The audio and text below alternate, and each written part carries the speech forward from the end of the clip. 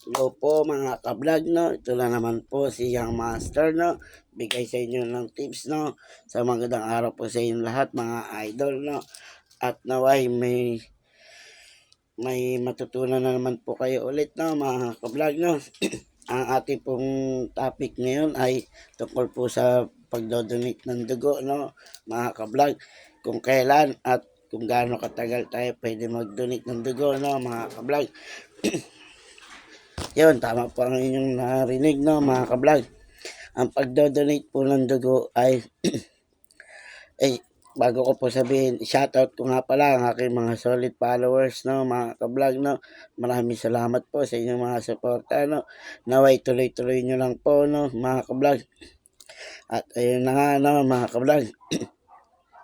Ang pagdodonate po ng dugo, alam ba, kung ikaw ay may tato, no, mga ka-vlog, kung ikaw ay may tato, natatuan ka na, sariwa pa ang iyong tato, may kailangan kang donatan, huwag po agad-agad magdo-donate mga ka-vlog, no. Patagalin muna ng 3 to 4 months, no, ang tato bago po kayo mag-donate, no, mga ka-vlog. Bakit nga ba? Para maiwasan natin ang infection o HIV, no, mga ka-vlog. Kasi once na magpatato ka, syempre susugat yan at baka may infection sa inyong dugo, no, mga ka-vlog.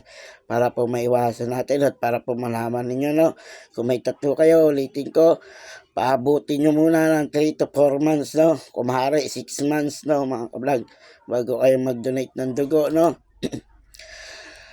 At kung magdo-donate naman kayo, wala kayong tattoo, no, mga ka-vlog, straighten nyo po yun, yung isang buwan, na wala kayong, hindi kayo magpupuyat, maayos ang tulog ninyo, no, maayos din ang kain ninyo, mga ka-vlog.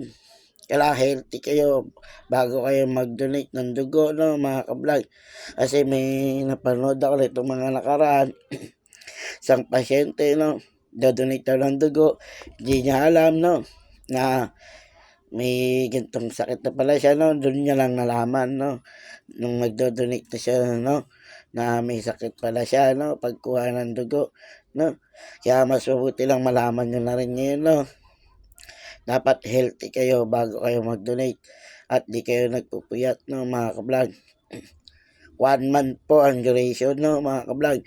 Kung magdo-donate kayo 1 month, dapat di kayo puyat, di kayo pagod, no, mga ka-vlog, di kayo stress, no, mga ka-vlog.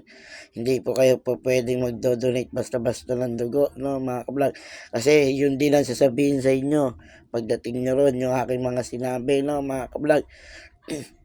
Tinulit ko, kung may tattoo ka, patagalin mo muna ng 3 to 4 months, no, mga ka-vlog. Kung mas maganda, gawin mo ng 6 months, no, mga ka-vlog. At ayun na nga, no, mga ka-vlog. Naway may natutunan na naman kayo, no, mga ka-vlog. Isang magandang araw po ulit sa inyong lahat. At naway mag-iingat po kayo, mga ka-vlog. Sa magandang araw po sa inyong lahat. Bye-bye!